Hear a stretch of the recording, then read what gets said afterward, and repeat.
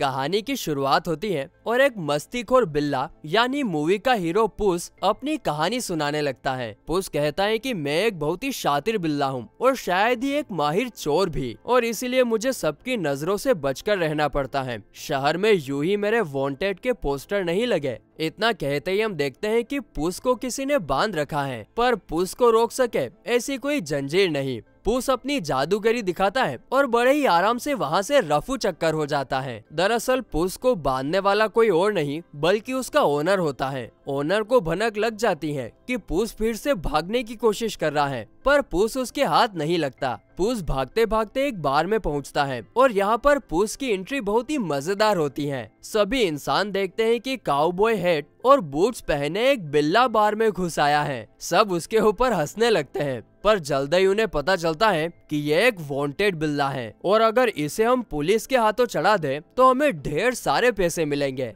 पर इससे पहले कि कोई अपनी चाल चल सके, पुस अपनी कला फिर से दिखाता है। इस बार वो तलवार चलाते हुए बताता है कि मैं एक डेंजरस बिल्ला हूँ और मुझसे दुश्मनी मोल लेना घाटे का सौदा होगा। लोगों को पता चल जाता है कि ये वांटेड बिल्ला पुस ही है और वो पुस को कहते हैं कि तुम्हारे लिए ही तो वो मैजिकल बीन्स बने हैं जिसकी कहानियां हमने हजारों बार सुनी है। पुस इन्हीं मैजिकल बीन्स की तलाश पिछले कई सालों से कर रहा था, पर आज तक उसे कोई भी सुराग नहीं मिला। तभी उसे पता चलता है कि जैक एंड जिल नाम के कपल्स के पास वो मैजिकल बीन्स हैं और सही जगह पर रखते ही वो दोनों खजाने के असली मालिक बन जाएंगे। ये बात सुनते ही पुस के कान खड़े हो जाते हैं और वो तुरंत ही जैक एंड जिल के घर पर पहुंच जाता है। पुस को मैजिकल बीन्स भी मिल जाते हैं, पर वहाँ कोई और भी पहुंच जाता है। दरअसल ये एक दूसरा बिल्ला होता है और वो भी मैजिकल बीन्स को ही हासिल करने वहाँ पर पहुँचा होता है। अब उन दोनों में झगड़ा शुरू हो जाता है। पुस कहता है कि इन बीन्स पर सिर्फ मेरा हक है क्योंकि इन्हें पहले मैंने ही ढूंढा था,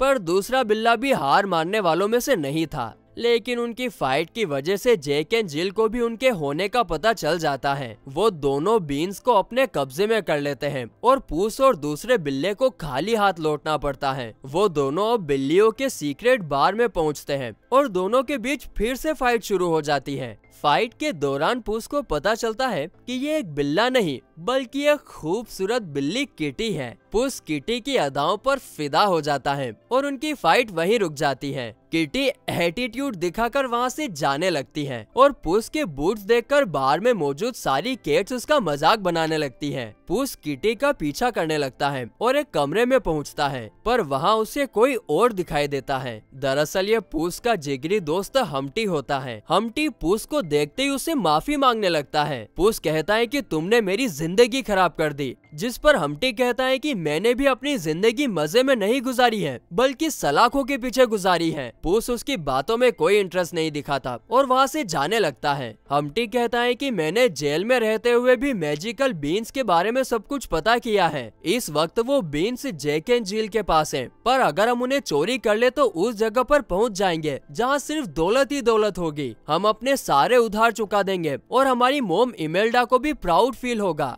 इमेल्डा का नाम सुनकर पुस इमोशनल हो जाता है, पर वो हम्टी की मदद करने से इनकार कर देता है और वहाँ से चला जाता है। लेकिन किटी पुस का पीछा करती है और एक जगह रोककर वो उससे पूछती है कि आखिर तुम्हारा और हम्टी का मांजरा क्या है, लेकिन वो कुछ नहीं बोलता। तो किटी भी अपनी अदाओं का जादू दिखाती है और पुस पोपट की तरह पक पक पक पक सब कुछ बोलने लगता है। पुस कहता है कि जब मैं बहुत छोटा था तभी मुझे सैन रिकार्डो की एक ऑर्फेनेज में भेज दिया गया। यहाँ पर मुझे एक लेडी मिली और वही मेरी मोम इमेल्डा है। वो मुझसे बहुत प्यार करती थी और हमेशा मेरा ख्याल रखती थी। और वहीं पर मेरी मुलाकात हम्टी से हुई, जो कि एक बहुत ही इंटेलिजेंट लड़का था, पर बाकी सारे लड़के उसे हमेशा बुली करते रहते थे। हम्टी एक अंडे जैसा था और अगर वो एक बार जमीन पर गिर जाए तो खुद से खड़ा ही नहीं हो पाता था। एक दिन मैंने हम्टी को कुछ शरारती बच्चों से बचाया और उसी दिन से हम बहुत अच्छे दोस्त बन गए। हम्टी का दिमाग एक जीनियस का दिमाग था और वो रोज नए नए इन्वेंशन करता रहता था। पर उसे चोरी करने की बुरी आदत थी। उसने तो एक बार मेरा स्पून भी चुराया था। फिर धीरे धीरे मैं और हम्टी मिलकर चोरियां करने लगे। कुछ समय तक तो सब कुछ अच्छा चलता रहा, पर जल्द ही सारे शहर में हमारी चोरियों के किस्से मशहूर हो गए। कई बार तो हमें हमारी मोम ने बचा लिया, पर वो भी हमें आखिर कब तक बचाती। एक बार सैन रिकार्डो के पुलिस वाले की मोम बाजार में होती है और तभी एक पागल सांड उन पर हमला कर देता है। पूस अपनी जान पर खेलकर उस बुल को हरा देता है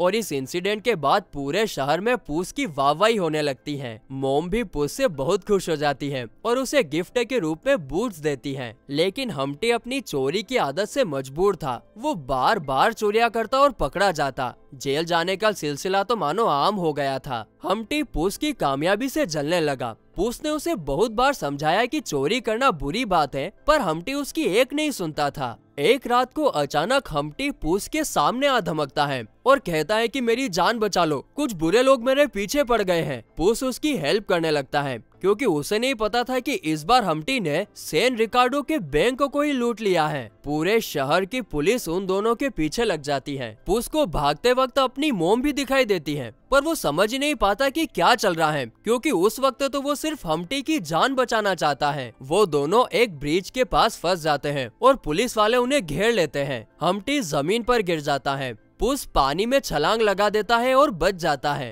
पर अब पूस के ऊपर चोर का ठप्पा लग चुका होता है और वो भी सिर्फ हम्टी के झूठ की वजह से। अब यहाँ बात चली रही होती है कि हम्टी भी वहाँ आ जाता है और पूस से दोबारा माफी मांगने लगता है। हम्टी कहता है कि यही हमारा आखिरी मौका है अपनी गलतियाँ सुधारने का और मोम को प्राउड फील करवाने का। इस बार पूस रेडी हो जाता है और वो तीनों जैक एंड जिल का पीछा करने लगते हैं। Jack and Jill magical beans को लेकर जा रहे होते हैं और इस बार उनके पास फुल सिक्योरिटी होती है। पूस और किटी उनकी गाड़ी के पास पहुंच जाते हैं और बॉक्स में उतरकर बीन से चुरा लेते हैं, पर तभी उनका पैर एक पिगी पर पड़ जाता है और जैक को पता चल जाता है कि कोई चोर मैजिकल बीन्स चुरा रहा है। जैक और जिल उन्हें दबोच लेते हैं और जिल पूस को नीचे फेंकने वाली होती है, पर तभी हम्टी वहां आकर उन्हें बचा लेता है। अचानक सामने खाई आ जाती है और जैक अपनी बग्गी रोक देता है, लेकिन हम्टी बग्गी कंट्रोल नहीं कर पाता और वो तीनों खाई में गिर जाते हैं। पर इस बार भी हम्टी का इन्वेंशन उन्हें बचा लेता है। दरअसल हम्टी ने अपनी बग्गी को एरोप्लेन जैसा डिजाइन किया होता है, जिसकी वजह से उनकी बग्गी हवा में भी उड़ सकती थी। अब उनके पास मैजिकल बीन्स होते हैं। रास्ते में किटी बताती है कि मेरा ओनर भी एक अच्छा इंसान नहीं था, पर हम्टी ने मुझे उसके चंगुल से आजाद करवाया। ये बात सुनकर पूस को भी लगता है कि यार हम्टी तो अब बदल चुका है। वो तीनों उस जगह पहुंच जाते हैं जहां उन मैजिकल बीन्स को बोना होता है। बीन्स को पानी देते ही पूरा एटमॉस्फेयर बदल जाता है, आसमान में बादल छा जाते हैं और एक भयानक साइक्लोन आ जाता है। वो बीन्स अपना असर दिखाते हैं और देखते ही देखते एक ऐसी बेल बन जाती है और आसमान को चीरते हुए निकल जाती हैं। पूस, किटी और हम्टी इन लताओं पर बैठकर आसमान की सैर करने लगते हैं। उन्हें पता होता है कि ऊपर ग्रेट टेरर यानी मॉन्स्टर का महल है और आज तक वहां से कोई जिंदा वापस नहीं लौट पाया है। ऊपर पहुंचने के बाद उन्हें बादलों के बीच मॉन्स्टर का महल दिखाई देता है। ढूंढते ढूंढते वो लोग उस जगह पहुंच जाते हैं जहां दुनिया का सबसे बड़ा खजाना रखा होता है। दरअसल ये एक जंगल होता है जहाँ चारों ओर सोने के अंडे गिरे होते हैं। गोल्डन अंडे देने वाला गूस भी वही मौजूद होता है और अंडे जैसे दिखने वाले हम्टी को देखकर वो बहुत खुश हो जाता है। पर अचानक जमीन हिलने लगती है क्योंकि मॉन्स्टर उनके करीब आ रहा होता है। पूस और किटी तो एक अंडा भी नहीं उठा पाते, तो फिर इतना सारा खजाना नीचे कैसे ले जाएंगे। तभी हम्टी को आइडिया आता है और वो गोल्डन गूस को ही अपने साथ ले जाने लगता है। वो तीनों गूस को किडनैप कर लेते हैं, पर मॉन्स्टर भी वहाँ पहुँच जाता है। तीनों जैसे तैसे अपनी जान बचाकर वहाँ से भागते हैं और एक वाटरफॉल में गिर जाते हैं। इस वाटरफॉल से वे तीनों बाहर निकल जाते हैं और अर्थ पर गिरने लगते हैं। हम्टी को वापस एक आइडिया आता है और वो एक पत्ते को पैराशूट बनाकर नीचे उतर जाते हैं। गोल्डन गूस भी उनके साथ होता है, इसलिए टेंशन की कोई बात नहीं होती। पर जैक एंड जिल भी हार मानने वालों में से नहीं होते हैं। उन्हें हम्टी के दूरबीन की वजह से पता चल जाता है कि हम्टी खजाने तक पहुंच चुका है।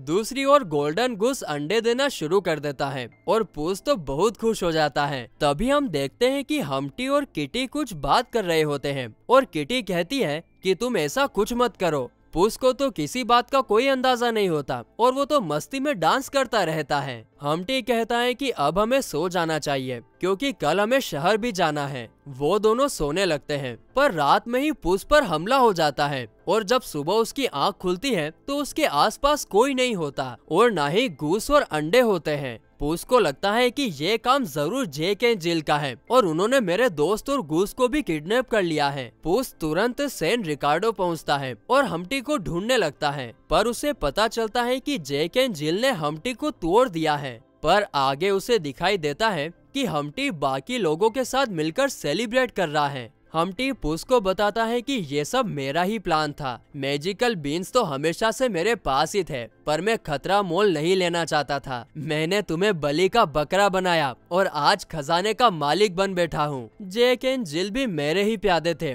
और किट्टी भी मेरे प्लान का ही हिस्सा थी। ये सब सुनकर पूस गुस्सा हो जाता है और अपनी तलवार निकाल लेता है, लेकिन अब तक शहर की पुलिस भी चारों ओर से उसे घेर चुकी होती है क्योंकि उन्हें लगता है कि बैंक की चोरी में पूस का ही हाथ था। पुलिस को भी हम्टी ने ही बुलाया होता है। पूस भी सबसे अकेले ही लड़ने को तैयार होता है, पर तभी उसकी मोम वहां आ जाती है और सरेंडर करने को कहती है। इधर हम्टी के चेहरे की खुशी भी देखने लायक होती है और सच में हम्टी के दिमाग की दाद देनी चाहिए जो उसने इतना शातिर प्लान बनाया।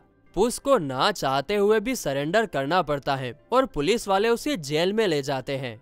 अब यहाँ जेल में पूस की मुलाकात एंडी से होती है और वो अपनी पूरी स्टोरी एंडी को बताता है। एंडी कहता है कि तुम लोग गोल्डन गूस को तो ले आए, पर सोचो तब क्या होगा जब ग्रेट टेरर धरती पर आएगा। दरअसल वही गूस की मोम है और वो अपने बच्चे को लेने धरती पर जरूर आएगी। ये सुनकर पूस को डर लगने लगता है और वो सोचता है कि मुझे ही सैन रिकार्डो को बचाना होगा, वरना सब कुछ तबाह हो जाएगा। पूस गार्ड से कहता है कि जेल का दरवाजा खोल दो, वरना पूरा शहर बर्बाद हो जाएगा। पर गार्ड्स उसकी बात नहीं सुनते और फिर पूस अपना दिमाग लगाता है और मासूम बिल्ले की एक्टिंग करने लगता है। गार्ड उसकी बातों में फंसकर दरवाजा खोल देते हैं, लेकिन तभी किटी भी आ जाती है और गार्ड को मारकर बेहोश कर देती है। पूस और एंडी जेल से बाहर निकल जाते हैं, पर अब सारे गार्ड्स उनके रास्ते में खड़े होते हैं। किटी इस बार अपनी दोस्ती निभाती है और पूस को बाहर निकलने का रास्ता बताती है। दूसरी तरफ हम्टी शहर वालों से बदला लेने के लिए गोल्डन गूस को ऊपर रख देता है ताकि उसकी मोम यानी ग्रेट टेरर नीचे आए और सारे शहर को बर्बाद कर दे। दरअसल हम्टी ऐसा इसलिए करना चाहता है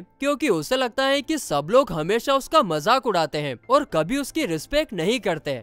पूस हम्टी के पास पहुंचता है और उसे आखिरी बार समझाता है कि तुम्हें ऐसा नहीं करना चाहिए, वरना हमारी मोम भी मारी जाएगी। अब तो तुम्हारे पास सब कुछ है, तुम्हारी जगह लोग मुझे चोर समझते हैं। गोल्डन एग भी तुम्हारे पास है और यहाँ तक कि गोल्डन गूस भी तुम्हारे पास है। फिर तुम ऐसा क्यों करना चाहते हो? तुम तो एक अच्छे इंसान थे, तुम भला दूसरे का बुरा कब से चाहने लगे? पूस की ये बात हम्टी के दिल को जा लगती है और वो पूस की बात मान जाता है। पर तब तक ग्रेट टेरर धरती पर आ चुकी होती है और शहर के लोगों के हाथों में सोने का अंडा देखकर उन पर हमला कर देती है। पूस ग्रेट टेरर को समझाने की कोशिश करता है, पर ग्रेट टेरर कुछ सुनने को तैयार नहीं होती है। पर पूस चालाकी से ग्रेट टेरर के ऊपर बैठ जाता है और उसकी सवारी करते हुए उसे ब्रिज तक ले जाता है। हम्टी गूस को अपने आप से बांधकर ब्रिज की तरफ जा रहा होता है, पर तभी जेक एंड जिल आ जाते हैं और गूस को चुराने की कोशिश करते हैं, पर ग्रेट टेरर आकर उन्हें कुचल देती है और ग्रेट टेरर इतनी भारी होती है कि ब्रिज टूट जाता है और हम्टी और गूस नीचे गिरने लगते हैं। पूस दौड़कर उनकी रस्सी पकड़ लेता है और दोनों को बचाने की कोशिश करने लगता है। हम्टी कहता है कि अब मेरा जिंदा रहने का कोई मतलब नहीं है, मैंने सबकी जान खतरे में डाल दी है। पूस कहता है कि तुम्हें घबराने की जरूरत नहीं है, मैं तुम दोनों को बचा लूंगा। पर तब हम्टी कहता है कि मैं जानता हूँ कि ये रस्सी हम दोनों का वजन नहीं उठा सकती,